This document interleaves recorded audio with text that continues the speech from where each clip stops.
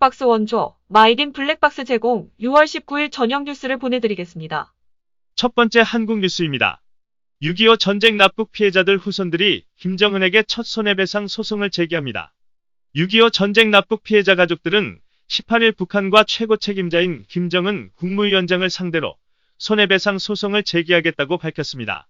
이에 한반도 인권과 통일을 위한 변호사 모임은 6.25 전쟁 70주년이 되는 오는 25일 가족들을 대리해 서울중앙지방법원에 손해배상 청구 소송을 제기하기로 했습니다. 이럴 경우 피고 김정은을 상대로 재판이 열리게 됩니다. 납북자 가족이 김정은을 상대로 손해배상 소송을 내기는 이번이 처음입니다. 이번 소송은 북한 정부와 그 최고 책임자인 김정은을 피고로 하는 민사소송입니다.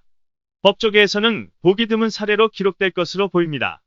지난해에는 6.25 때 북한에서 강제 노역하고 탈북한 국군 포로 출신 2명이 못 받은 임금과 위자료 등 한 사람당 1억 6천만 원을 배상하라며 김 위원장을 상대로 손해배상 청구 소송을 냈고 다음 달 7일 법원 판결을 앞두고 있습니다. 김태훈 한변 대표는 이번 소송으로 손해배상 판결을 받아낸 뒤 원비어식 배상 청구에 나서겠다고 밝혔습니다. 2015년 북한에 억류됐다가 2년여 만에 혼수 상태로 송환된 직후 숨진 미국 대학생 고오토 원비어의 부모는 미국 법원의 배상 판결을 근거로 김정은의 은닉 재산을 추적해왔습니다. 다음 뉴스. 북한이 오늘 또다시 막말을 퍼부었습니다. 지난 17일 문재인 정부가 남북 연락사무소를 폭파한 북한의 결과를 책임져야 한다고 비판하자 북한 관영 매체가 첫 단계 조치에 불과한 물리적 행동에 남조선 당국이 분별을 잃었다며 엄포를 놨습니다.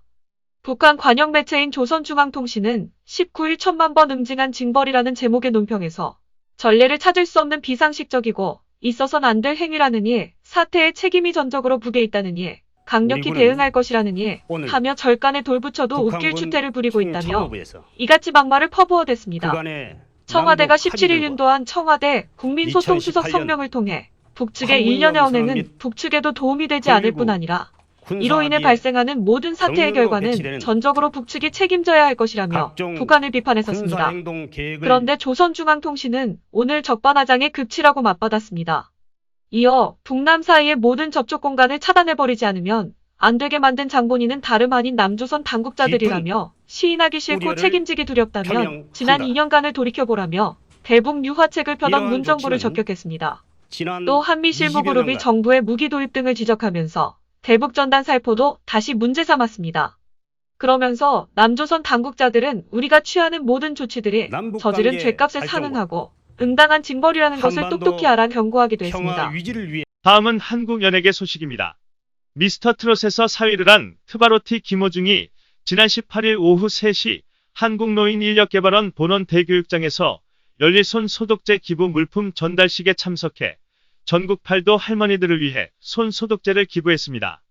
이날 김호중은 코로나19의 감염 예방 물품을 구하기 어려운 노인 일자리 사업 할머니들을 위해 손 소독제 2만 개를 기부하며 선한 영향력을 다시 한번 전파했습니다. 특히 김호중이 기부한 손 소독제 2만 개는 음원 수익 1억 원과 소속사인 생각을 보여주는 엔터테인먼트에서 6천만 원을 기부받아 마련됐습니다. 김호중이 기부한 손 소독제는 전국 8도 지역에 있는 100곳의 노인 일자리 사업 수행기관을 통해 할머니들께 전달될 예정입니다. 다음은 한인타운 소식입니다. 민주평통 LA협의회는 코로나 바이러스로 인한 피해를 최소화하기 위해 화상으로 다양한 강연 및 회의를 진행하고 있습니다. 자문위원들의 평화통일에 대한 관심과 역량을 강화하기 위해 한민족평화연구소 및 해외민주통일연대 김용현 상임대표를 초청해 자주외교와 동맹외교 사이에서라는 주제로 화상통일 강연회와 함께 2020년도 상반기 화상 정기회의를 개최하였습니다. 이날 박경재 총영사 격려의 메시지가 있었습니다. 다음은 한국 외교부 공지사항입니다.